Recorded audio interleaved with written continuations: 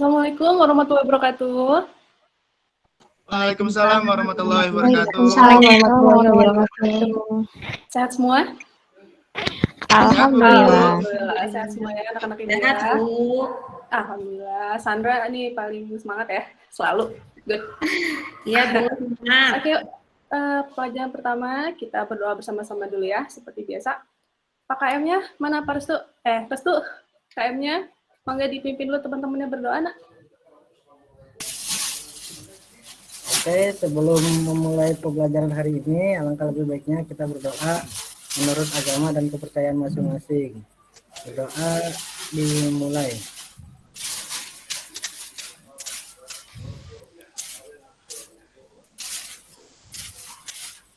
Doa selesai. Alhamdulillah. Sandra, sekretaris, iya, Bu. paling rajin, gimana teman-temannya hadir semua hari ini? Hadir, Bu. Hadir ya, 9 orang ya, betul ya? Oke, kalau hadir semua, berarti insya Allah semuanya sehat.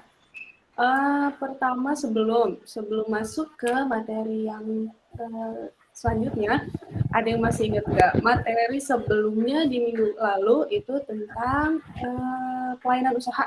Ada yang ingat nggak apa sih pelayanan usaha? Coba. Satu orang aja. Oke, Ibu tunjuk ya. Mela ada Mela? Mela mana ya? Wah, jangan masih di mute nih. Oke, kalau nggak ada Mela nggak ada ini, nggak hadir? Oke. Hadir, Bu. Memang Hadir. masih di mute kayaknya. Oh, masih di mute ya? Oke, kalau kayak gitu, kita apresiasi lagi, persepsi. Minggu lalu itu kita materi apa tadi? Pelayanan usaha. Oke. Pelayanan usaha itu adalah segala kegiatan yang bertujuan untuk memuaskan konsumen. Ibu udah bilang, sekarang coba siapa satu orang yang bisa mengulang. Yuk, belum ditunjuk. Ada? Coba, Endang mana ya? Endang. Terima kasih Bu Guru. Siap, sok. Jadi tadi pelayanan apa Bu? Pelayanan usaha, nak. Oh ya, pelayanan usaha itu untuk memuaskan konsumen Bu Guru.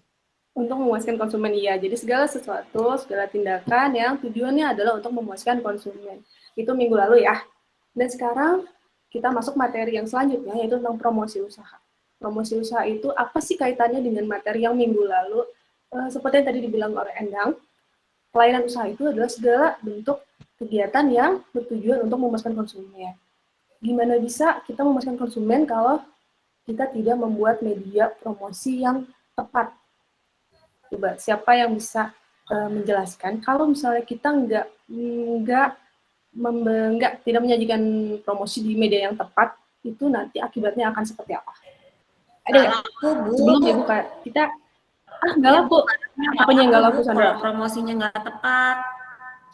Barangnya nggak laku, good. Nanti kita lihat video Orang-orang ya. tidak tertarik, Bu.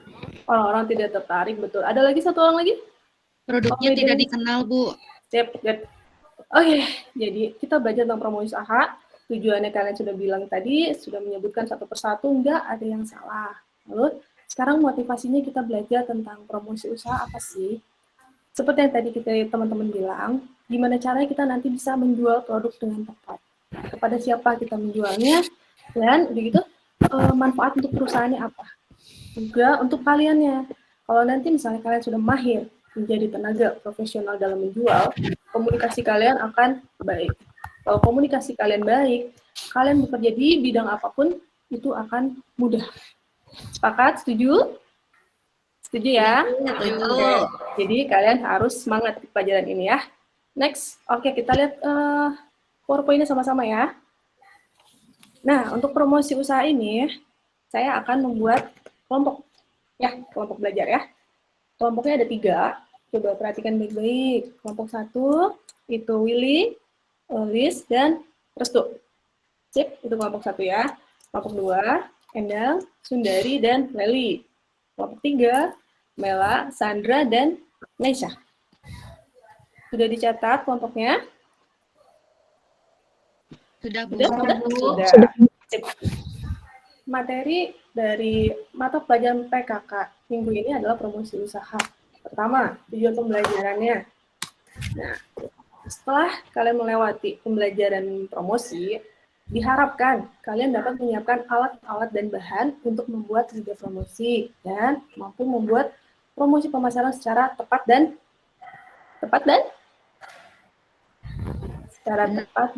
benar. Boleh semuanya di open mic aja ya. Mic-nya dibuka aja, nggak apa-apa. Ya, kita langsung tanya jawabnya cepat ya. Baik, Bu. Oke. Lanjut. Nah, apa yang terjadi jika kita salah dalam melakukan promosi? Nah, ini ya. Saya sudah punya satu video. Ini videonya ada gambar-gambar. Saya coba dulu dari menit ke sini nih. Sebentar. Ini dua. Oke. Seperti kalian tahu bahwa Dove itu sebelumnya ada Dua, tujuh. Ya, maaf ya. pernah dibuat oleh Dove. Seperti kalian tahu bahwa Dove itu sebelumnya adalah identik dengan kampanye iklan hidup sehat. Kemudian dicitrakan sebagai bentuk tubuh yang ideal dan itu menjadi idaman dari beberapa wanita yang mengidamkan citra tubuh yang positif. Tiba-tiba saja Dove itu memunculkan sebuah kampanye dengan slogan bahwa pilih Dove sesuai dengan bentuk tubuh Anda. Nah, ini dianggap sebagai Sudah nonton barusan videonya? Sudah ya? Coba satu orang. Willy ada ya? Willy? Iya, Bu Guru. Barusan Willy sudah lihat videonya? Iya, Bu. Ya. Menurut Willy, kesalahan apa sih yang dilakukan oleh Dove?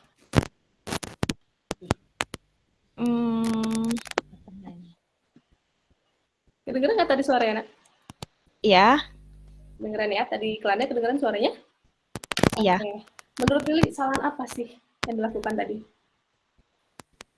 Promosinya kurang menarik mungkin, Bu. Promosinya kurang menarik. Oke, coba. Selain promosi kurang menarik, ya. Olis ada Olis? Satu Ada, orang Bu. lagi? Ya. Coba Olis. Nih, saya liatin lagi ya. Olis, coba yang kamu lihat setelah, nah ya, dari gambarnya aja. Menurut Olis, kesalahan apa sih yang dibuat oleh Dove?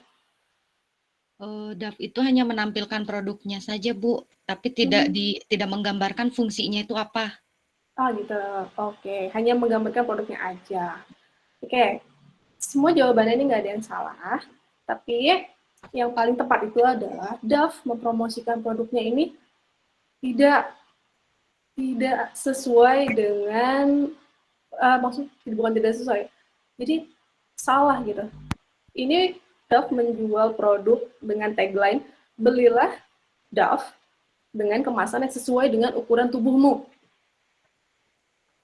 Nah, coba. Itu salah atau betul? menurut kalian?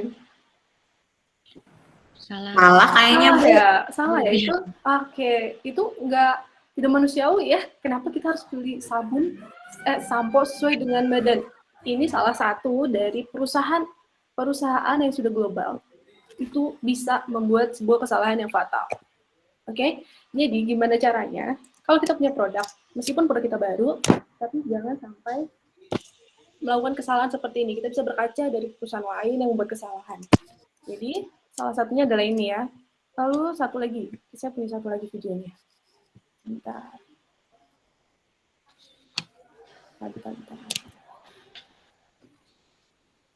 Ini. Bersedih karena ditinggal. Menunjukkan sebuah iklan tentang seorang anak yang menangis atau bersedih karena ditinggal oleh ayahnya. Di sini diceritakan bahwa ayahnya meninggal dunia. Nah, endingnya dari iklan ini adalah dia membuka sandwich atau memakan produk McDonald sebagai bahan untuk mengenang ayahnya yang sudah meninggal. Nah, ini dianggap sebagai eksploitasi pemakaman sebagai bahan untuk promosi dan mendapatkan reaksi yang cukup negatif dari Oke. Yang kedua, kedengeran tadi videonya? Kedengeran ya? Oke, jadi yang kedua ini kesalahannya apa? Adalah situasinya tidak benar untuk dijadikan suasana membuat media promosi. Suasananya apa tadi? Pemakaman. Ya, kedengeran ya tadi ya? Pemakaman dijadikan situasi untuk membuat sebuah iklan, di mana ini dilakukan oleh perusahaan besar, yaitu McDonald di UK. Oke, dari sini kita bisa lihat bahwa memahami promosi usaha itu sangat-sangat penting. Untuk apa? Untuk apa kita punya produk yang bagus, punya tenaga akuntan yang bagus, punya modal yang besar, tapi kita tidak bisa menjualnya dengan benar. Betul? Setuju? Setuju. Karena kalau kita tidak bisa menjual dengan benar, ujung-ujungnya kita tidak akan bisa mendapatkan laba dari penjualan. Karena penjualannya aja nggak ada, gimana bisa kita dapat laba? Oke, sampai sini? Sepakat semua? Ada yang mau ditanyain dulu nggak? Ada yang mau ditanyain nggak? Ada, Bu. Ada, boleh. Nggak ada. Oh nggak ada. Iya, oke, siap. Kita lanjut ya. Oke, kita lanjut ke materi utamanya kita hari ini. Promosi. Jadi setelah kalian tadi membaca, mendengar, menonton, ada yang bisa menjelaskan satu orang aja promosi itu adalah apa? Ada satu orang? Ada? Saya Bu. Boleh. Apa? Coba. Menurut saya promosi itu adalah suatu kegiatan untuk memperkenalkan produk kita. Good job. Sip. Terima kasih, Yuli. Next. Promosi itu kita ambil menurut dua ahli, yaitu satu, menurut Kotler, promosi adalah bagian dari proses strategi pemasaran dengan cara berkomunikasi dengan pasar menggunakan komposisi bauran promosi. Lalu kedua, ini dari Chip Donald, promosi adalah bentuk komunikasi pemasaran yang berusaha menyebarkan informasi. Betul seperti tadi Yuli ya, menyebarkan informasi, mempengaruhi, membujuk, atau mengingatkan pasar. Untuk apa? Untuk menerima, membeli, dan loyal atau setia pada produk yang ditawarkan perusahaan. Sampai sini udah paham semua ya, promosi itu apa. Oke, lalu merek. Untuk materi yang kedua adalah merek. Apa sih hubungannya merek dengan promosi, Bu? Ini dia hubungannya. Merek bermanfaat sebagai alat penunjang promosi. Dan produk yang telah merebut hati pembeli akan mampu mempromosikan dirinya sendiri, hingga biaya promosi dapat dikurangi. Nah, ini yang harus kalian perhatikan. Sifat-sifat merek itu kita ada 9. Ya. Pendek dan sederhana. Mudah dibaca dan dieja, mudah dikenal dan diingat, mudah diucapkan dalam segala bahasa internasional. Yuk, kita kuis sedikit ya. Coba kalian bacakan merek di bawah ini ya. Semuanya udah open mic ini? Udah, Bu. Udah ya. Yuk, kita bareng-bareng baca yuk. Ini merek apa? Aqua. Aqua, Bu. Yang ini? Nokia. Iya. Nokia. Coba lihat dari sifat merek yang 4. Ini pendek dan sederhana, betul nggak? Betul. Betul ya? Mudah dibaca dan dieja, betul? Betul. Mudah dikenal dan diingat, ya? Iya. Yang D, ini mudah diucapkan dalam segala bahasa. Aqua, itu tetap Aqua. Nokia, dimanapun tetap Nokia. Oke. Tapi, kalau kalian lihat yang sifat merek ini, kebalikannya dari sifat merek ini, nih, coba ya, kalian kuis lagi ya. Yuk, baca. Hermes. Hermes. Terus, ada lagi? Apa lagi? Yang cowok-cowok mana nih suaranya nih, cowok-cowok nih? Cowok-cowok. Hermes. Yo, Endang Hermes. Restu apa Ya, restu? Bu. Restu apa restu? Restu mana? Pakaian. Pakaian Terus mana? tuh ke kamar mandi tadi, Bu. Oh gitu. Oh iya, Ibu nggak dengar tadi. Sip. Yuk, yang ini. Nah, loh. Lanjut. Pijat. Pijat. Oke, pijat. Pijat, Bu. Pijat. Tuh, satu lagi. Nih, merek jam. Ini orang Sunda nih kayaknya, Bu. Tiger gitu ya. Jadi yang pertama Hermes, Uzo, dan Tag Heuer. Ini masing-masing orang aja pemahaman sudah berbeda-beda. Tidak salah. Ini adalah produk yang sudah global. Di mana produknya sudah terkenal. Tapi tidak semua orang bisa membaca ini dengan benar. Betul nggak? Betul. Betul ya, pasti ada yang salah. Orang Sunda nyebutnya apa, nanti orang Jawa nyebutnya apa, orang Korea nyebutnya apa. Nah, kita mencegah seperti ini. Karena kita produk baru, kita mau mengeluarkan merek, kita usahakan yang singkat aja, tapi yang mudah dieja. Sip. Lanjut, ini yang selanjutnya ya, sifat merek. Up to date, udah dipakai keperluan pengepakan, belum digunakan oleh perusahaan lain, tidak memberikan kesan negatif, dan satu lagi, mengetengahkan manfaat yang ditawarkan. Oke, ini adalah sifat-sifat merek. Kalian harus pahami. Kalau dihafalkan pasti susah, tapi kalau kalian sudah paham, ini insya Allah gampang, dan kedepannya kita bisa sama-sama membangun merek. Karena kita ada materi tentang labeling, nah nanti kita belajar di situ ya. Oke, ada pertanyaan sampai sini? Sudah seperempat jalan nih. Ada pertanyaan? Boleh? Nggak ada? Lanjut. Ada, Bu. Apa? Nggak ada ya? Sip. Oke, fungsi promosi. Fungsi promosi, menurut Supardili, fungsi promosi ini ada 4. 1, pengenalan, untuk penawaran, penjagaan konsumen, dan perbaikan. Kita satu-satu coba ya. Fungsi pengenalan, ini fungsi yang awal sekali. Hanya membuat informasi-informasi dasar, rincian produk, dan harga. Ya, kita lihat di sini. Ini hanya informasi.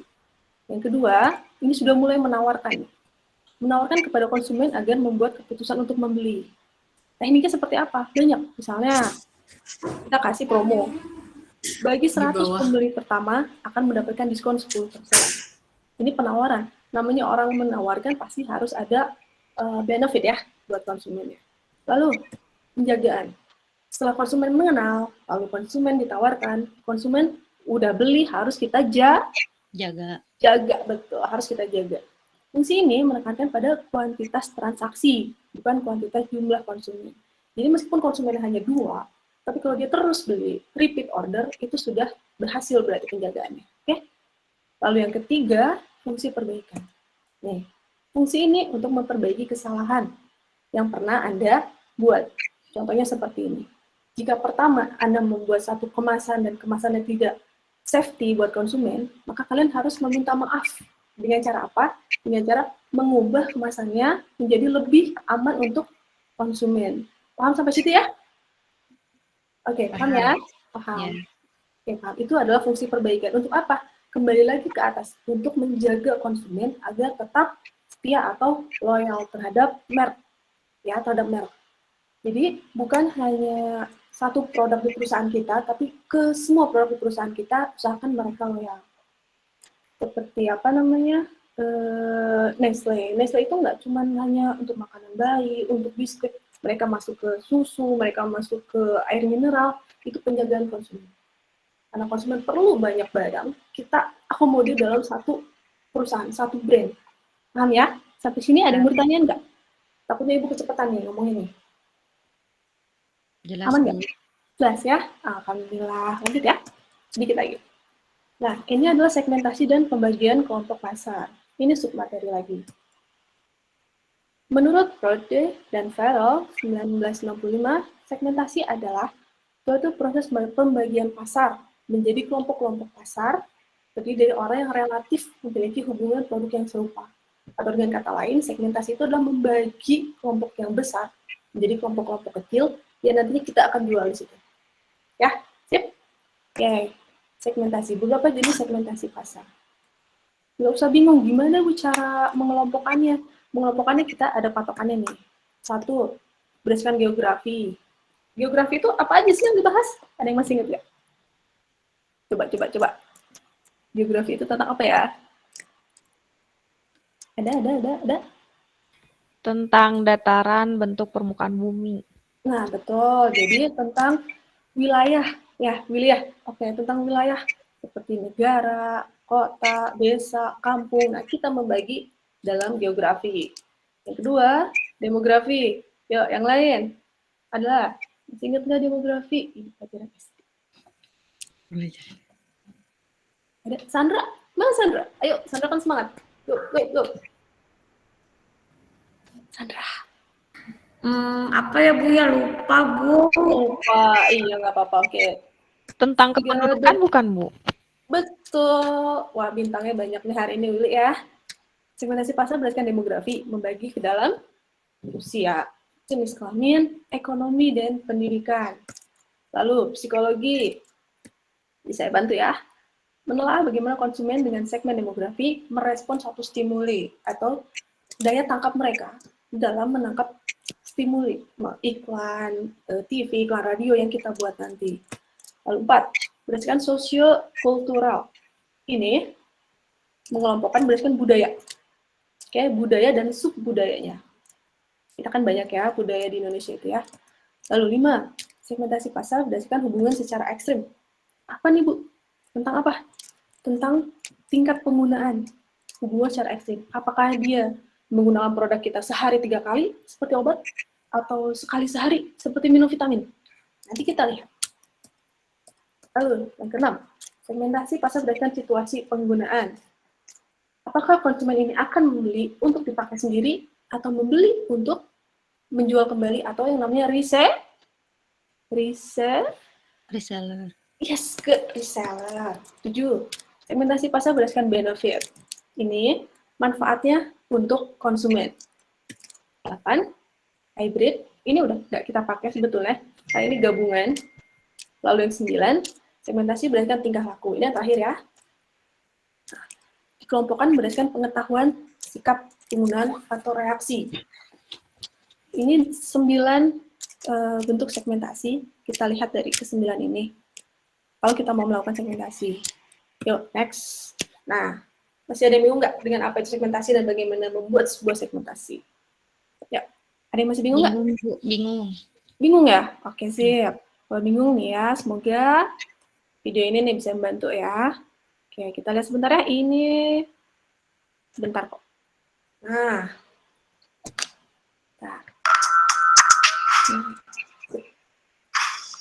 Strategi bisnis sangat erat kaitannya dengan sebuah pemasaran. Karena semua kegiatan dalam bisnis atau perusahaan pasti berakhir pada pemasarannya. Strategi bisa dikatakan baik apabila terbukti mampu mencapai tujuan yang tepat, efektif, serta efisien dalam prosesnya. Dan hal ini sudah tergambar pada proses perencanaannya. Istilah strategi pemasaran, segmenting, targeting, positioning, atau STP merupakan 3 rangkaian proses yang harus dilalui dalam penetapan sebuah strategi bisnis. Hal ini berlaku untuk berbagai jenis produk bisnis dan juga cara pemasarannya, baik offline maupun online. 1. Segmenting. Segmenting adalah upaya memetakan pasar dengan memfilter konsumen sesuai kriteria yang kamu tentukan sebagai siapa target market kamu. Bisa berdasarkan usia, tempat tinggal, gender, minat dan hobi, serta perilaku konsumen. Syarat segmentasi yang efektif diantaranya adalah terukur, banyak, dapat diakses, dapat dibedakan, dan dapat dilayani. 2. Targeting. Setelah mengidentifikasi segmentasi pasar, langkah selanjutnya adalah mengevaluasi berbagai segmen tersebut untuk memutuskan segmen mana yang akan menjadi target market. Targeting adalah upaya membidik kelompok konsumen mana yang akan kita sasar.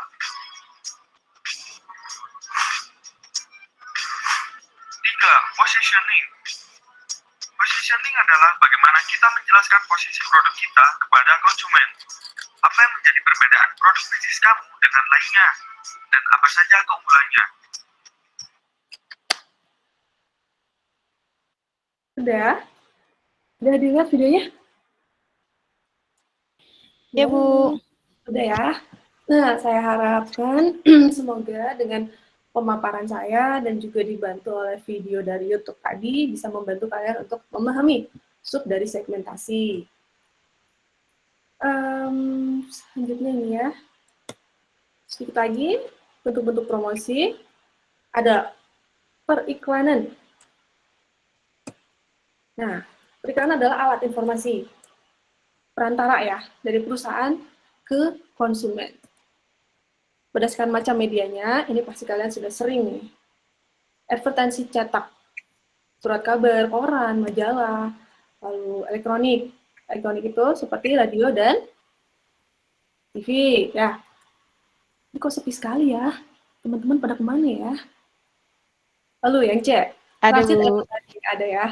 Transit advertising, nah ini. Untuk teman-teman yang masih suka pakai angkutan umum, ini biasanya sangat-sangat efektif. Karena transit advertising ini berupa buletin, poster, stiker, lalu kiriman langsung, dikirim langsung oleh perusahaan ke konsumen, advertising khusus, pemberian hadiah, free, secara cuma-cuma, dan advertensi di luar rumah, papan reklame, spanduk, billboard.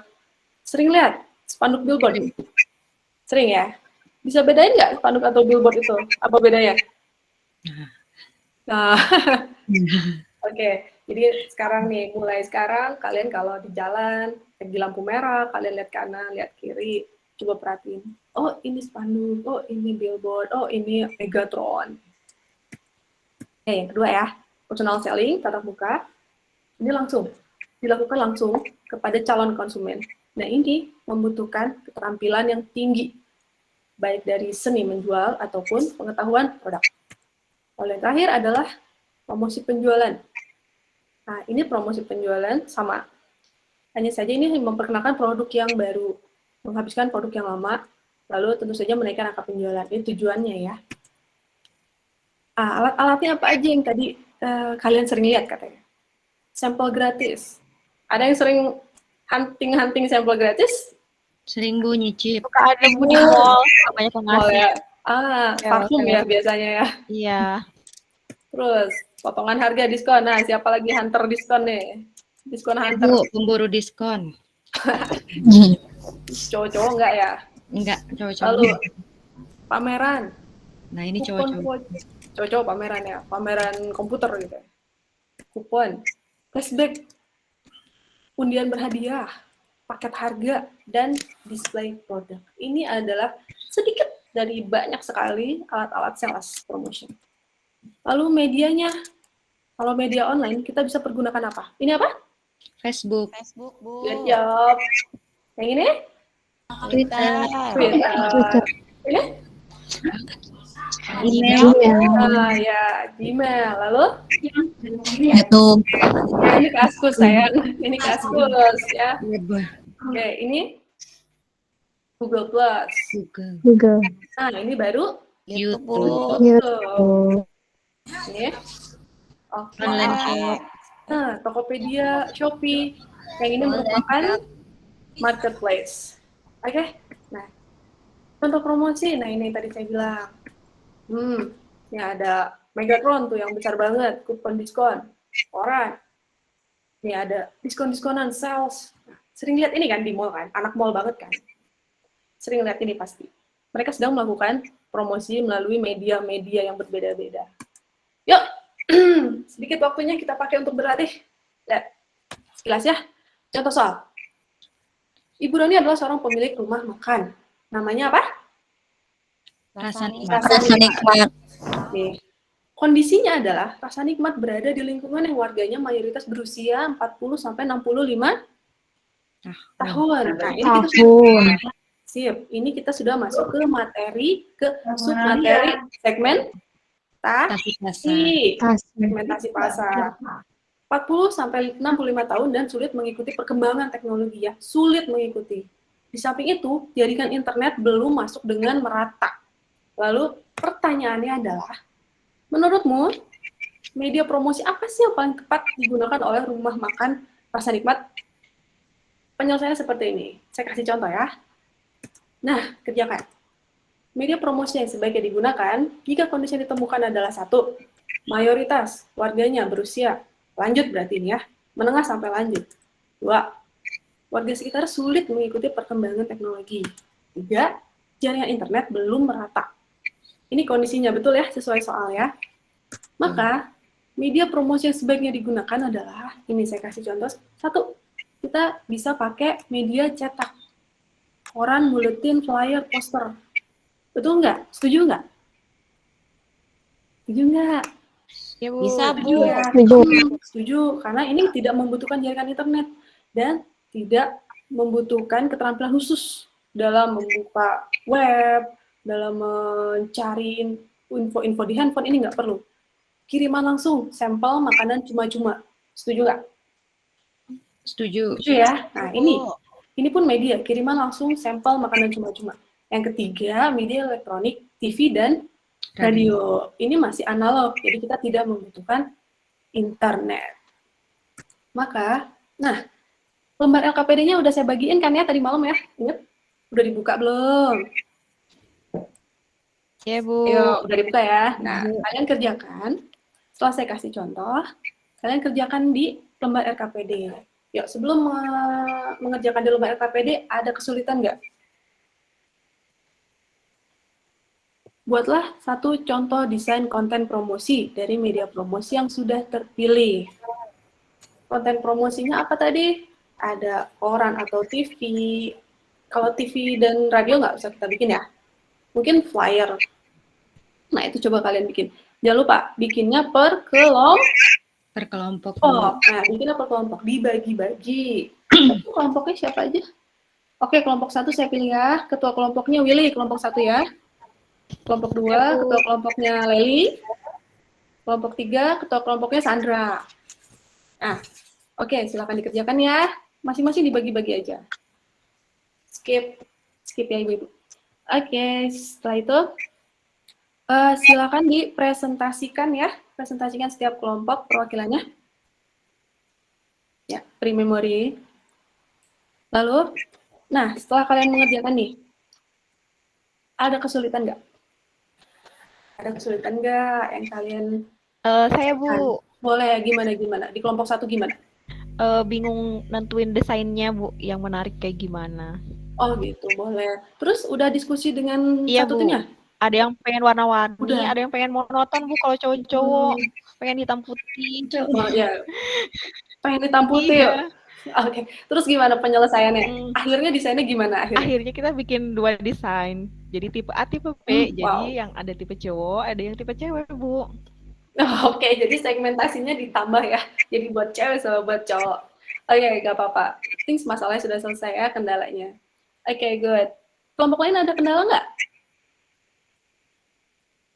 Nggak ada? Oke, alhamdulillah ya. Kalau nggak ada, sekarang dipresentasikan lah. Oke, presentasikan masing-masing kelompok. Lalu, kelompok yang lain, jangan lupa memberikan tanggapan ya. Skip. Oke. Alhamdulillah, pembelajaran kita di materi promosi usaha ini sudah selesai. Jangan lupa, saya ada soal pengetahuan yang harus kalian kerjakan. Linknya sudah saya kirim di WA ya. Itu Google Form bentuknya, sudah saya kirim ke WA, dikerjakan. Itu langsung kelihatan oleh kalian skornya berapa dan jawabannya yang salah. Itu nanti keluar jawaban yang benarnya apa. Sip. Dan kita sama-sama dulu menarik kesimpulan ya dari materi promosi. Boleh satu orang ada yang menurut kamu nih materi promosi ini tentang apa sih? Boleh satu orang, silakan. Saya, Bu. Boleh, silakan boleh. Jadi promosi itu untuk memperkenalkan produk, tapi kita juga harus tahu segmen pasarnya dulu, Bu. Nice, Gitu. betul. Sip, mantap. Ada dari yang lain kesimpulannya? Satu orang lagi? Ada? Ada nih, ada yang udah buka mic. Boleh. Yo, Pak KM, silakan Pak KM.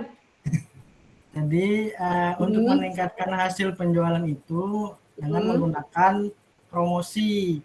Kalau misalkan promosinya bagus, kemudian promosinya itu gencar dilakukan, nanti akan meningkatkan jumlah hasil penjualannya gitu, Bu. Oke.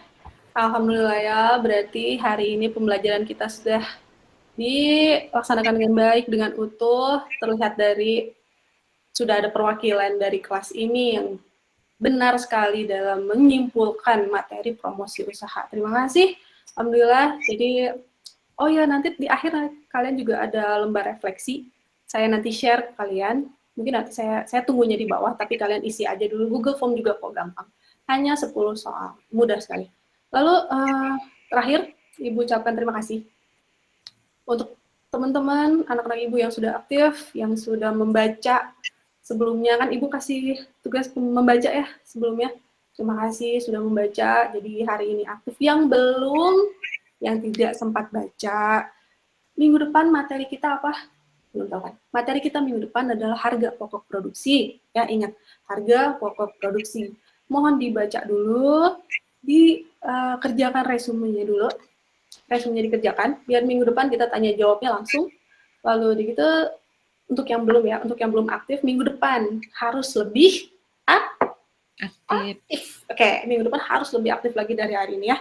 Sip, kiranya sudah sampai sini dulu pelajaran kita, pelajaran promosi usaha kita hari ini. Terima kasih banyak atas perhatiannya. Sampai ketemu minggu depan ya. Wassalamualaikum warahmatullahi wabarakatuh.